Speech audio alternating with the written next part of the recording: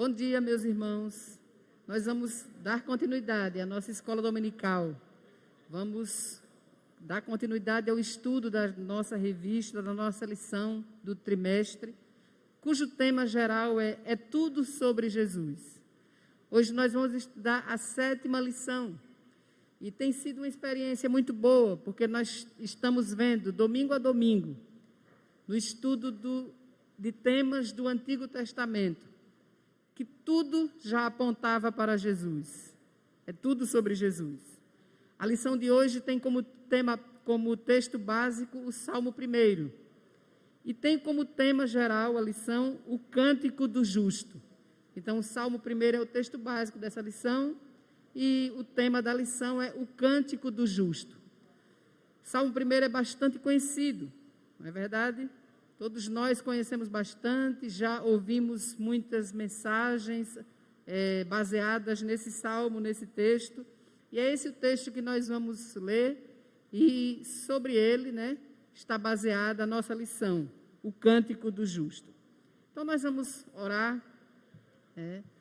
Hoje, aliás ontem, eu mandei nas classes de EBD, nos grupos, que nós podíamos começar a vir mais, para os cultos presenciais, porque desde o último decreto, toda a segurança foi empreendida, a igreja tem cuidado de tudo isso, da questão do espaço, da questão da higienização, e aí nós temos incentivado, e você pode incentivar também.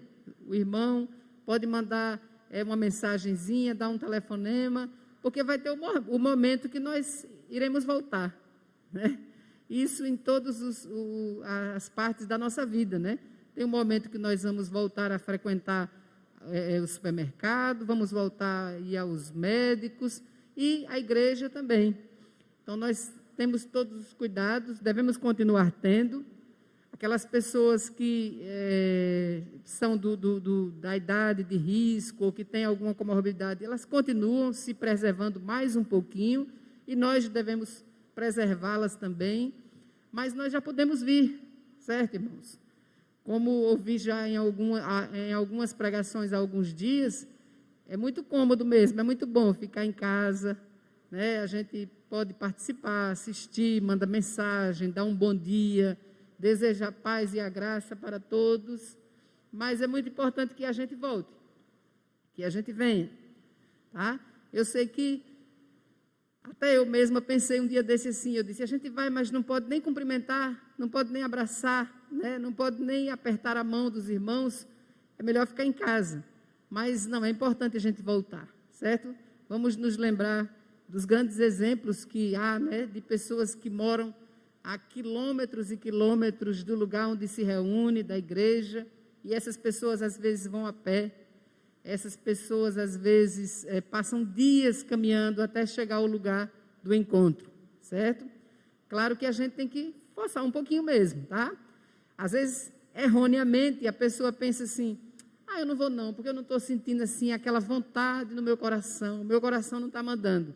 Não se iluda, não vá muito pelo coração, o coração é enganoso, não é verdade?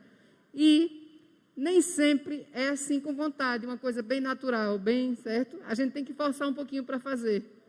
O certo, geralmente, a gente tem que forçar um pouquinho para fazer. Então, venha, tá certo? Volte, que nós estamos aqui aguardando, Então, vamos orar. E logo em seguida eu vou fazer a leitura do Salmo 1, que é o texto em que a nossa lição se baseia. Senhor nosso Deus, louvado seja o teu nome, Pai. Nós já te agradecemos, Senhor, pelos momentos que já tivemos aqui, pela mensagem que o teu servo, o pastor Lucas, já transmitiu, Senhor Deus. Muito obrigada, Pai, porque nós estamos tendo oportunidade, mais uma vez, de aprender. Muito obrigada por todos os irmãos que estão aqui, Senhor, e por aqueles que estão em casa, Pai, assistindo, participando, lendo, orando. Anima, Senhor Deus. Tu sabes, tu conheces o coração de cada um. Tu sabes, Senhor, daqueles que estão passando por momentos de medo, de ansiedade, de angústia, Senhor Deus, de medo mesmo, de pavor.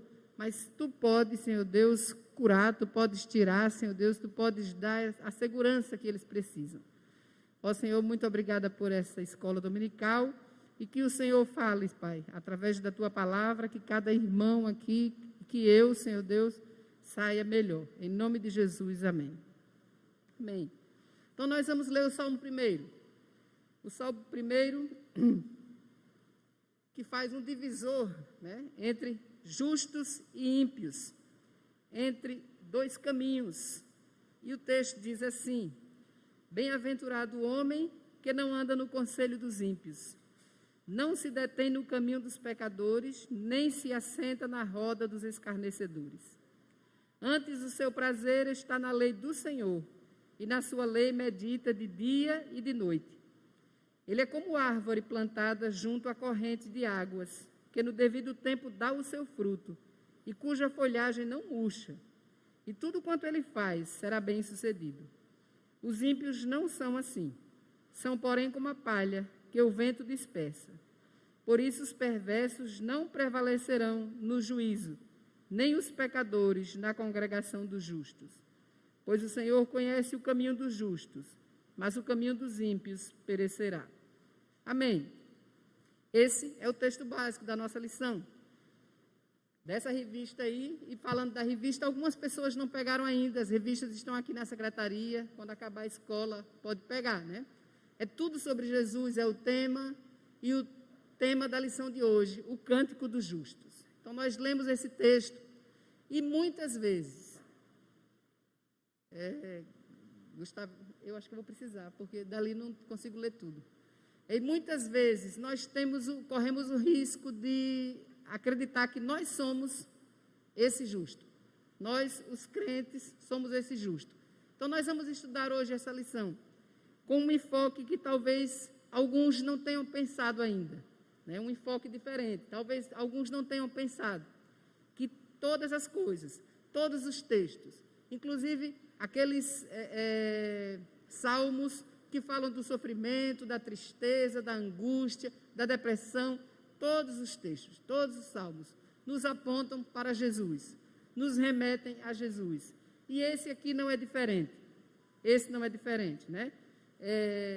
Quando nós falamos dos justos e dos ímpios, de justos e ímpios, nós também vamos ver que estaremos nos remetendo a Jesus.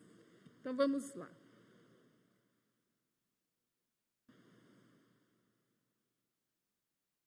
O objetivo da nossa lição.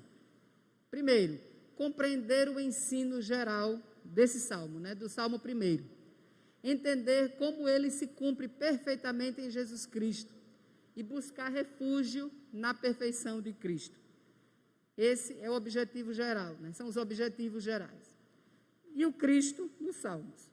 Primeiro eu quero dizer o seguinte: o livro dos Salmos apresenta em todos os seus capítulos, as mais variadas emoções humanas, certo? Quando nós vamos, por exemplo, nós queremos conversar com alguém sobre depressão, sobre tristeza, nós temos salmos que falam disso. Temos salmo que fala disso. Até quando, Senhor, estarei assim, com essa tristeza? Até quando, né? A minha alma está consumida. Quando nós queremos falar de arrependimento, nós temos salmo que fala sobre isso. Os meus ossos ficaram doendo enquanto eu não confessei o meu pecado. Quando nós queremos falar de alegria, há salmos que falam sobre isso. Então, o livro dos Salmos apresenta em todos os seus capítulos as mais variadas emoções, né? As emoções humanas. O livro trata da tristeza, trata da dor, trata da morte, trata da depressão, da felicidade, da confiança. Então, são as emoções humanas, né? No Salmo 3, por exemplo, nós vamos falar sobre a confiança. No Salmo 5, sobre a proteção. No Salmo 11, sobre refúgio, sofrimento. No Salmo 22, né? 23, que fala sobre o medo da morte, né?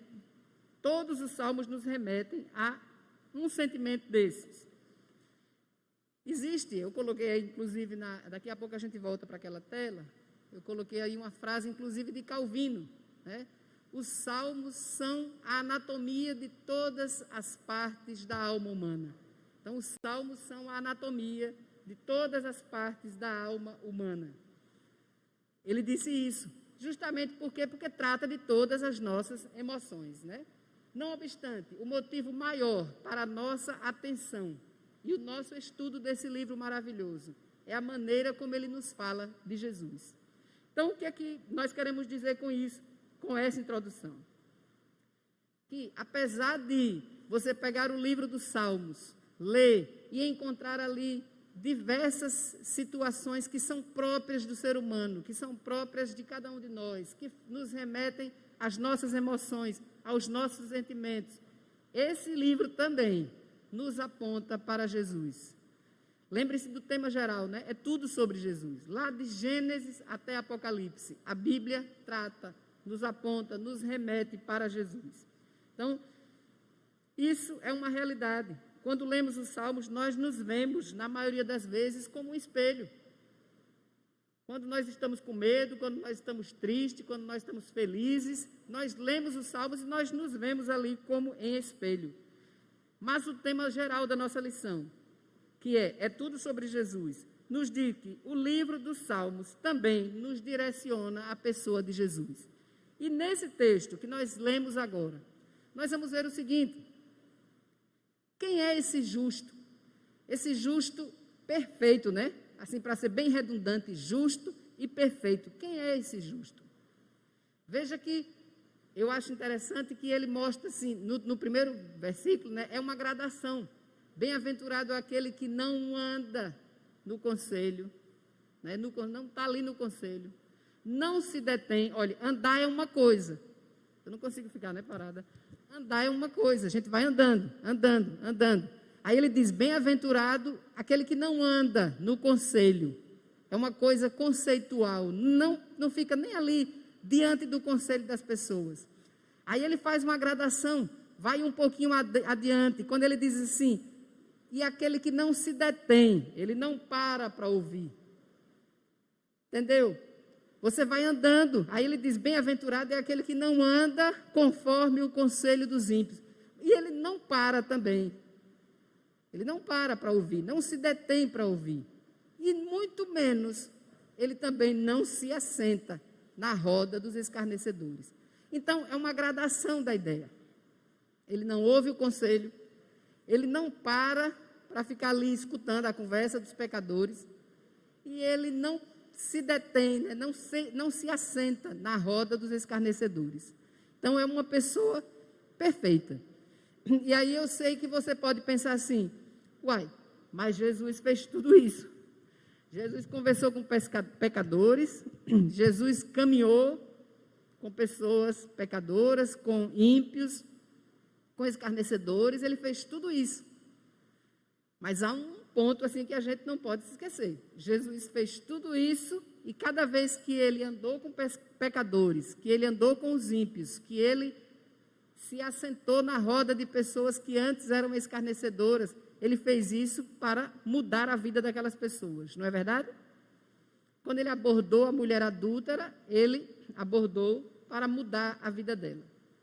Quando ele disse a Zaqueu que iria para a casa dele, ele foi para a casa de Zaqueu e ele mudou a vida de Zaqueu. Quando ele conversou com Mateus e chamou, segue-me, ele chamou Mateus, o cobrador de impostos, para mudar a vida dele. Então, tem já uma coisa para a gente pensar. Jesus fez isso, né? Mas ele fez para mudar a vida das pessoas. Então, o próprio Senhor afirmou, os Salmos, portanto, trata de Jesus. Esse Salmo primeiro trata de Jesus. E aí nós vamos começar a pensar, e se isso não é forçar a barra, dizer isso? Vamos ver. O próprio Senhor afirmou em 2 ocasiões que o livro dos Salmos fala a seu respeito. O próprio Senhor falou, lá em Lucas 20:42, ele disse assim, visto como o próprio Davi afirma no livro dos Salmos, disse o Senhor ao meu Senhor, assenta-te à minha direita. Davi cita esse texto lá no livro dos Salmos e ele está se referindo a Jesus. Disse o Senhor ao meu Senhor, assenta-te à minha direita. Isso aí, quando os fariseus ficavam perguntando, não é ele o filho de Davi, tal, e como é que eu sou filho de Davi? Ele era daquela linhagem, mas ele quis dizer que ele não era o filho de Davi, né? Ele estava Davi, inclusive, disse, o seu Senhor, disse ao meu Senhor, assenta-te à minha direita, ou seja, se referindo a Jesus. Então, os salmos já direcionavam para ele. Em Lucas 24, 44, importava que se cumprisse tudo o que de mim está escrito na lei de Moisés, nos profetas e nos salmos. Então, é o próprio Senhor Jesus dizendo, a Bíblia, lá no livro de Moisés, na lei de Moisés, lá nos profetas, nos salmos, ela já falava sobre mim. E importa que isso se cumpra. Importa que isso se cumpra. Então, é tudo sobre Jesus mesmo, certo? Veja lá, eu coloquei aí na tela, né, vocês estão vendo? O livro dos Salmos apresenta as mais variadas emoções. Salmo 3 e 4 falam de confiança, Salmo 5 fala de proteção, 11 de refúgio, 13 de fé, 25 de ansiedade, 16, 43, 130 de depressão. Todos eles falam desses sentimentos, mas o tema geral é tudo sobre Jesus. Veja lá o que se diz, né? O que os historiadores, os teólogos dizem sobre o livro dos Salmos. Prefácio dos Salmos, porque faz uma apresentação do conteúdo do livro todo. O Salmo primeiro e o segundo, porque os Salmos, na verdade, eles são divididos assim hoje para facilitar. Mas os teólogos e os historiadores sabem que o original Salmo primeiro e o 2, eles eram juntos.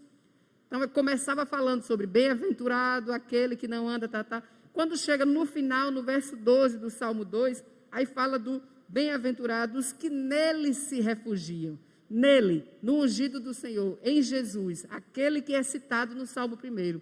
Então, os dois salmos se completam. Eles eram apenas uma obra literária, certo? Porque aqui são poemas. Sabe que os judeus cantavam e cantam, né, ainda os salmos.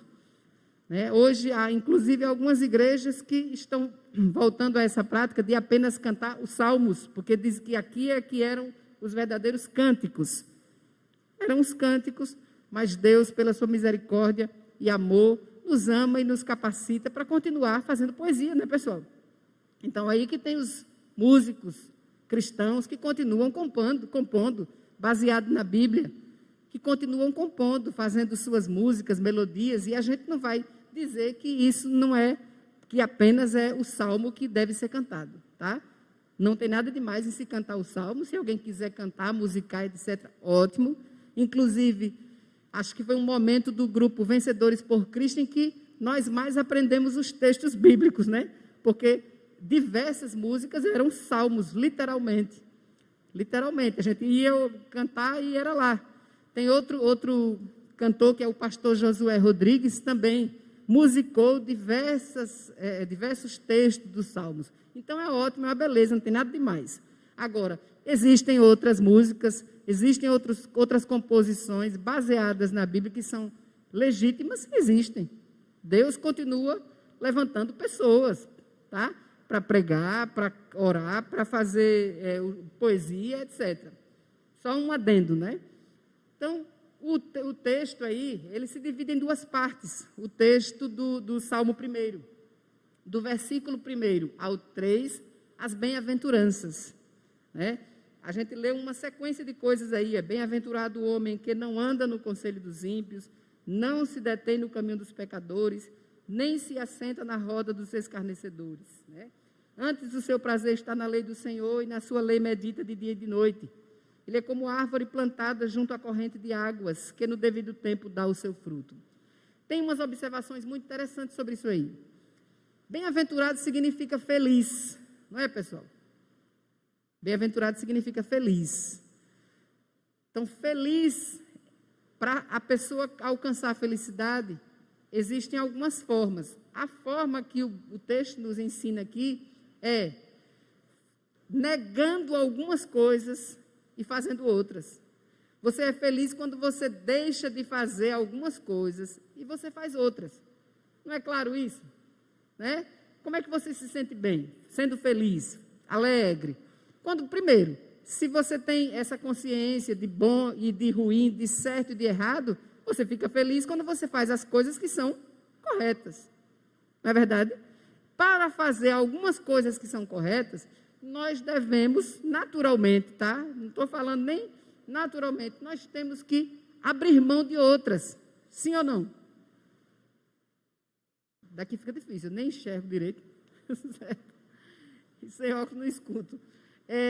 Sim ou não, né? Claro, a gente tem que abrir mão de algumas coisas para conseguir uma satisfação, uma felicidade. E a gente diz assim, por aqui não está bom, por aqui não está certo, eu não vou fazer isso.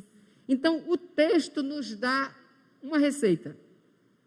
Quer ser feliz? Então, é o seguinte, bem-aventurado o homem que não anda no conselho dos ímpios. Aí você diz assim, Simone, mas como é que vai ser? Aí eu vou deixar de viver nesse mundo. O que foi que Jesus disse lá na oração de João 17? Não peço que os tire do mundo, mas que os livre do mal. Então, claro que nós vamos viver nesse mundo. E nós vamos escutar algumas coisas que são, né, que vão de encontro à nossa fé, que vão de encontro aos nossos princípios. Aí nós vamos fazer o quê? Evitar. Fazer o que o texto diz. Bem-aventurado o homem que não anda no conselho dos ímpios. Eu não vou ouvir aqueles conselhos. Tem coisas que a gente deve, assim, a gente ouve, a gente analisa, a gente pondera. Tem outras que a gente, de misericórdia, eu não quero nem ouvir esse negócio. Não é verdade? Aí a gente começa a evitar. Algumas pessoas, o texto, a lição nos fala sobre isso, algumas pessoas pagaram para ver e elas caíram. E caíram como o texto bíblico nos diz também. Um abismo leva a outro abismo. Às vezes a pessoa diz assim, não, mas não tem nada demais não. Eu só sou amiga dessa pessoa. Ela é meio assim, realmente, um comportamento meio duvidoso, fala muita bobagem, as piadas são muito pesadas, mas eu só ando ali e tal. Nós devemos não falar e não ter contato nenhum com uma pessoa dessa. Não, não é isso que eu estou dizendo. Mas a gente não vai andar no conselho de uma pessoa dessa. A gente vai pensar duas vezes.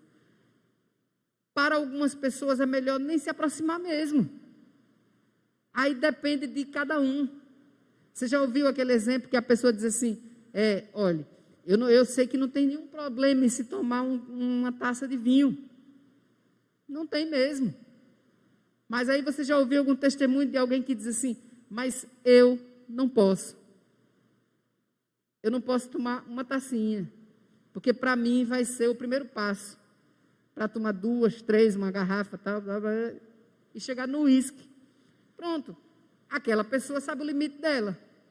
Aí a pessoa que saiu de uma roda, que ela foi convertida, e a vida dela era na roda dos escarnecedores, era piada pesada, era traição, era isso, era aquilo. Essa pessoa não deve nem se aproximar, achando que vai ser firme. Ela pode até achar assim, não, comigo eu estou, como é que chama? Eu estou imune, comigo não vai acontecer. Não, ela não deve nem se aproximar. Então, ele vai dando aqui algumas dicas, né? Não anda no conselho dos ímpios. Adiante ele diz assim, do 4 ao 6, ele fala sobre o estado e o caráter dos ímpios. Né? O estado e o caráter dos ímpios. Então ele vai dizendo, não se detém, eu não paro para ouvir, não se detém no caminho dos pecadores. Olha, ímpio, todas as pessoas, né? A impiedade está no mundo. Algumas pessoas boas, corretas, direitas, bom pai de família, etc. Mas como para elas Deus é indiferente, elas vivem na impiedade. Aí tem aqueles que são os pecadores contumazes. Nós somos pecadores? Nós todos aqui somos. Já pecamos hoje? Certamente. Por pensamento, por palavra, por omissão, tá? Por olhar para a pessoa com um olhar meio... Já pecamos.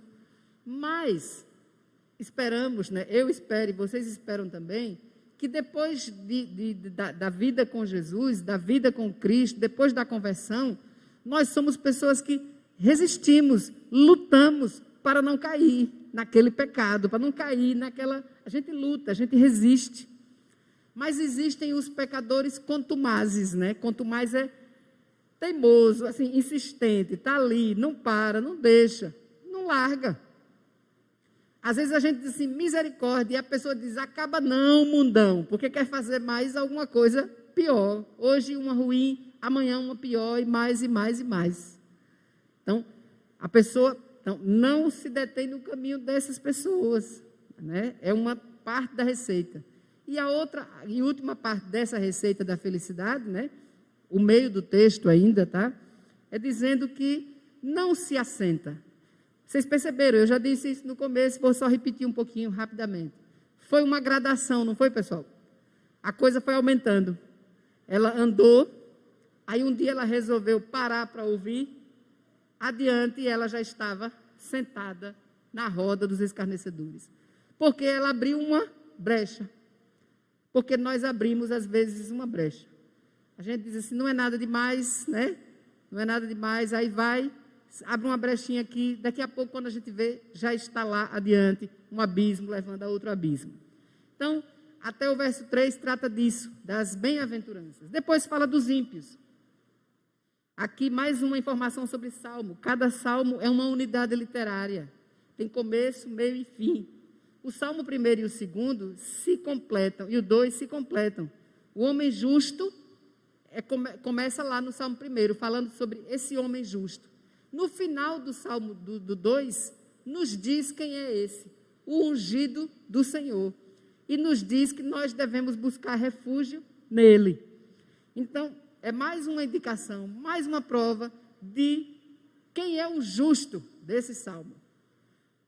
O que é que vocês acham? Nós podemos tentar, nós podemos nos dizer esse justo? Podemos, mas à sombra do verdadeiro justo, certo? Se eu buscar esse refúgio no Senhor, o refúgio que é dito lá, que é citado no Salmo 2, eu posso viver, você pode viver, nós podemos viver dessa forma, nos dizendo justos. Ou seja, justificados no Senhor, nós podemos viver assim, como esse justo que é citado aqui no Salmo 1. Certo? Então, o homem justo não anda, não se detém, nem se assenta com ímpios, pecadores e escarnecedores. Tá? Veja que não apenas os verbos andar, deter e assentar, eles formam uma gradação, uma coisa que vai crescendo, crescendo, crescendo, como também os adjetivos que aparecem aí, ímpios, pecadores e escarnecedores. Ímpios, o mundo todo é ímpio. Alguns pecadores específicos e os escarnecedores são os mais ainda. Eles pecam, eles são ímpios e eles escarnecem. Eles zombam. Tem alguns exemplos que são assim, parece bobagem, mas sexta-feira eu estava na hidroginástica. Aí estava lá na hidroginástica, né? É um dos lugares que eu posso dizer, eu sou a mais nova, tá, pessoal? Na hidroginástica. Aí estava lá na hidroginástica e tinha um senhor que ele é todo... Aí ele começou a conversar com alguém e disse assim, já assistiu Lúcifer? A pessoa disse, meu Deus, não quero não. Aí olhou para mim, eu também disse que não assistia. Aí ele disse assim, eu assisto porque eu me identifico com Lúcifer. Eu disse, misericórdia. Entende? Pode ser uma loucura, pode ser uma bobagem, pode ser uma coisa sem sentido. Mas, eu não sei como é a sério, não sei como é, não sei exatamente o que é, né? Mas, a maneira como ele disse, eu achei assim uma maneira assim, escarnecedora. Ou seja, a pessoa escarnece, brinca com as coisas. Tanto brinca com o sagrado, como brinca com o profano, brinca como se fosse a mesma coisa. Nós não precisamos viver com medo, não querer nem ouvir o nome do mal, alguma coisa assim, mas nós temos que ter cautela e cuidado, né? Cautela, cuidado, não se pode brincar com essas coisas, tá? Então, existe o escarnecedor, aquela pessoa que pega, por exemplo, eu já ouvi piadas pesadíssimas, falando sobre coisas sagradas. A gente diz assim, misericórdia, né? Como é que consegue brincar com uma coisa dessa? A gente vê as atitudes de pessoas, né, que brincam com coisas sagradas, né? Brincam com coisas sagradas. Eu vi uma frase essa semana de um desses pregadores da prosperidade, dizendo assim: se você veio à igreja e você deu sua oferta, Deus está comprometido com você, Ele está lhe devendo, você pode cobrar Ele. Eu disse, meu Deus. Então, tem coisas que são escarnecedoras, a gente não pode nem negociar com uma pessoa dessa. Não dá para negociar, certo? Então, temos que ter cuidado. Os ímpios serão caracterizados pela dispersão, eles serão levados como palha, né? Voltando ainda aí um pouquinho.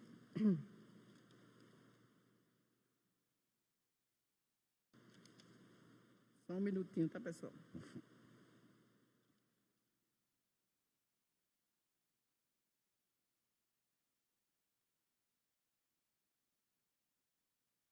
Isso mesmo.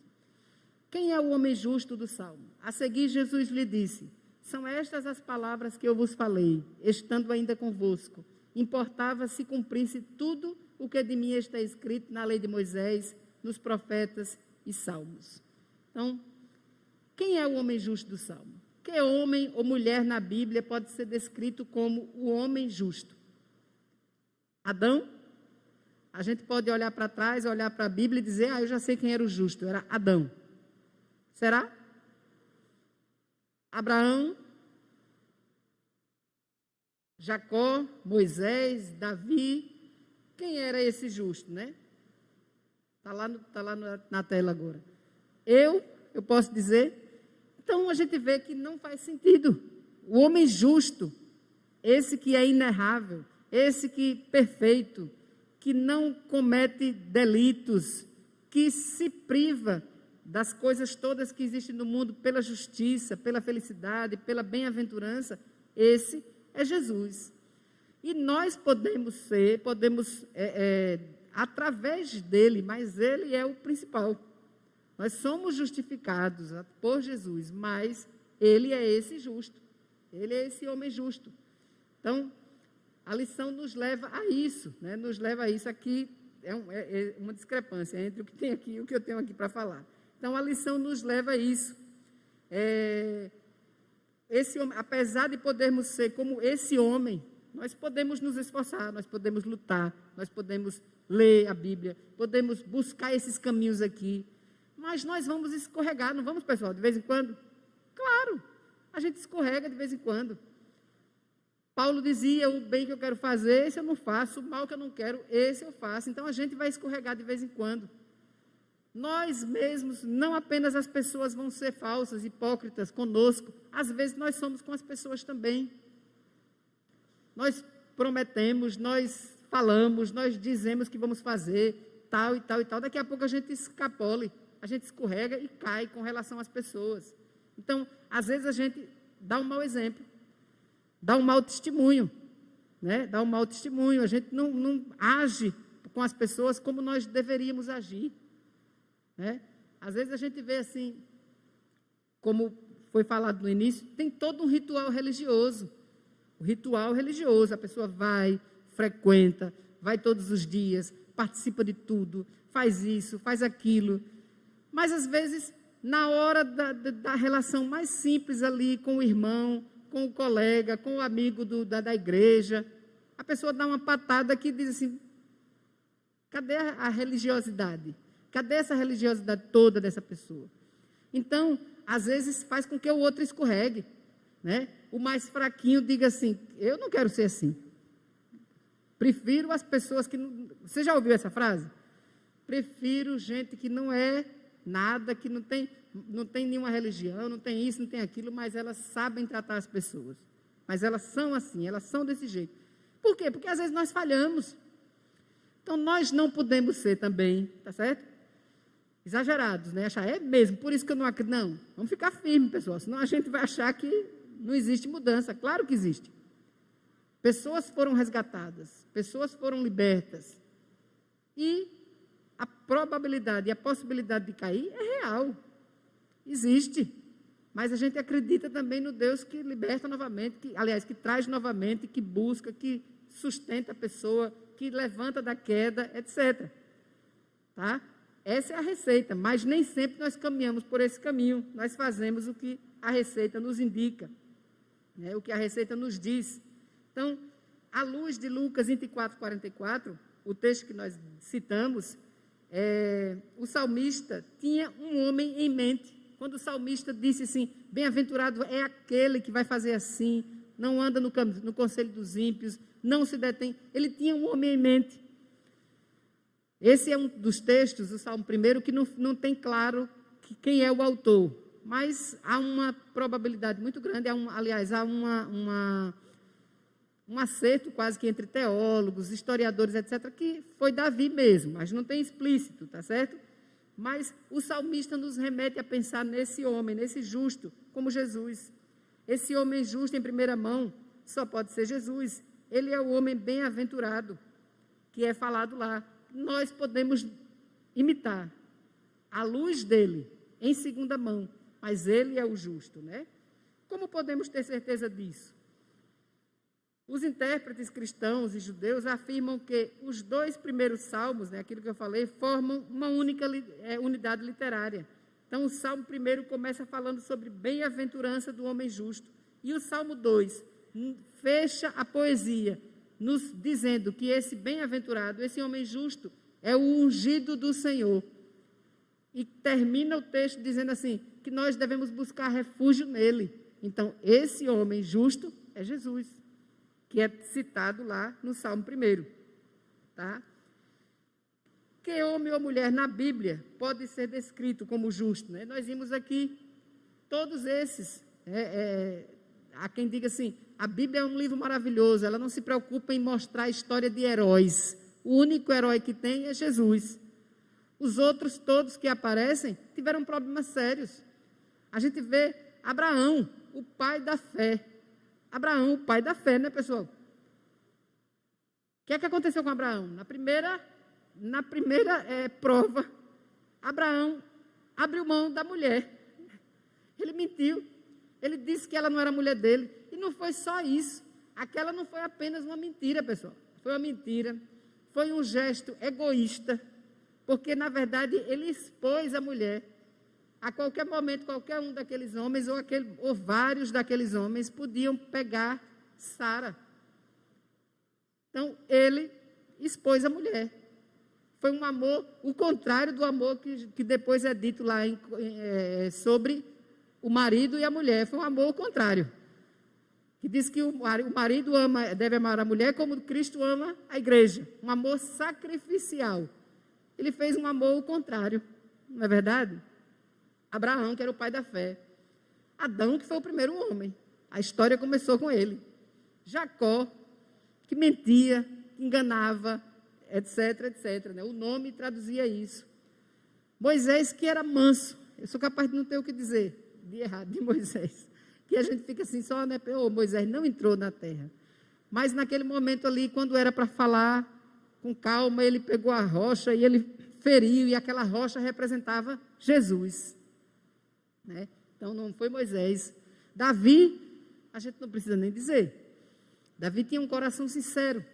Ele se arrependia. Quando ele era colocado na parede, né? Quando Natan foi lá e falou com ele, na mesma hora ele disse, sou eu, né? Esse homem é você. E ele se arrependeu, e os textos levam a isso. Mas, então, tudo fica claro que nenhum deles. Quem é esse? Eu? Não, né? De jeito nenhum.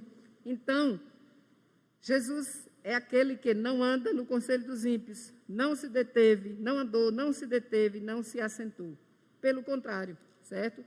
Aí você pode dizer, né, aquilo que eu falei antes, mas Jesus se misturava com as pessoas, estava ali nas multidões, com pecadores. Inclusive, os publicanos falaram sobre isso.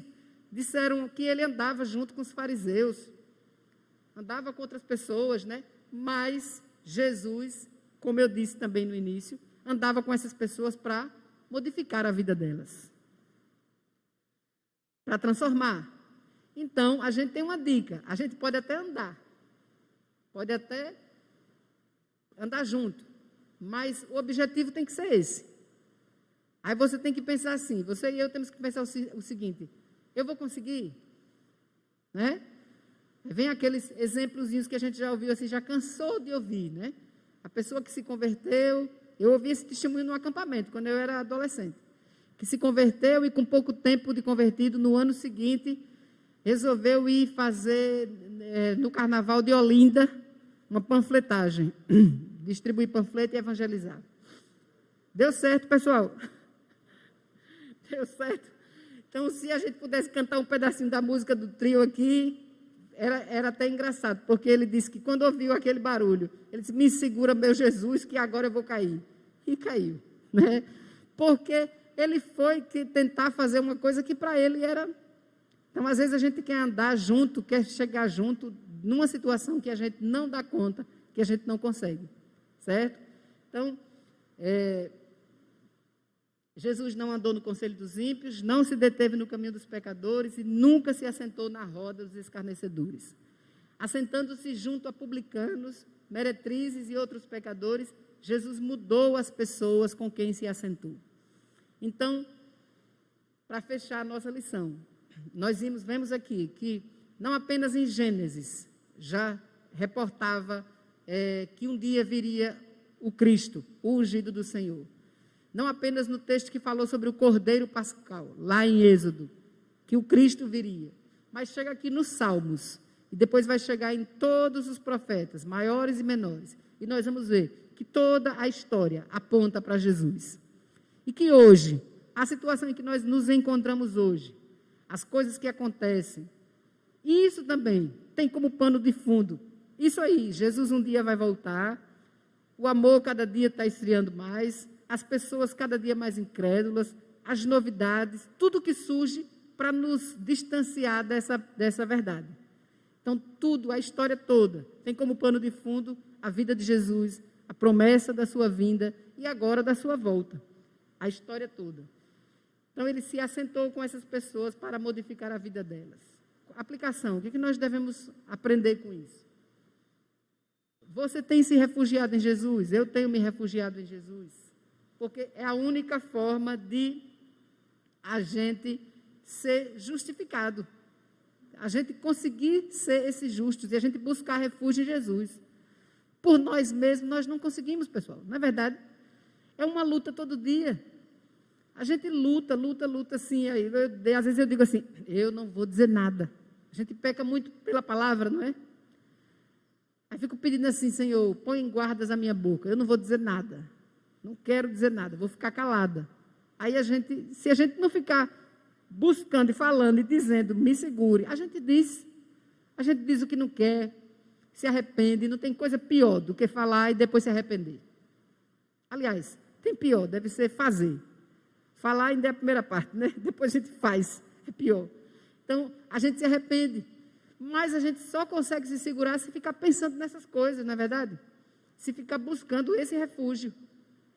Eu não vou fazer, eu tenho que ser assim, Senhor, me segure, me sustente, tem que ser o tempo todo assim. Você tem se refugiado, tem buscado refúgio no bem-aventurado Filho de Deus, a fim de ser feito participante dessa bem-aventurança. Então, nós somos participantes dessa bem-aventurança do Salmo 1, à sombra do verdadeiro justo que é Jesus. Está claro isso aí, né, pessoal? Vamos encerrar então, vocês sabendo do seguinte, vocês vão ouvir ainda outras tantas mensagens. Vão ouvir os pais, vão ouvir os professores da escola dominical, o pastor, exortando aos jovens, exortando os adolescentes, exortando toda a igreja para viver uma vida de justiça, uma vida de bem-aventurança, baseado nesse texto. Não tem nenhum erro nisso, está certíssimo. Mas nós não podemos perder de vista que esse justo, em primeira mão, é Jesus. Nós somos através dele, certo? Então, vamos encerrar assim a nossa lição. Que bom que vocês estão aqui. Façam aquilo que nós dissemos no início. Animem os outros a virem também, certo?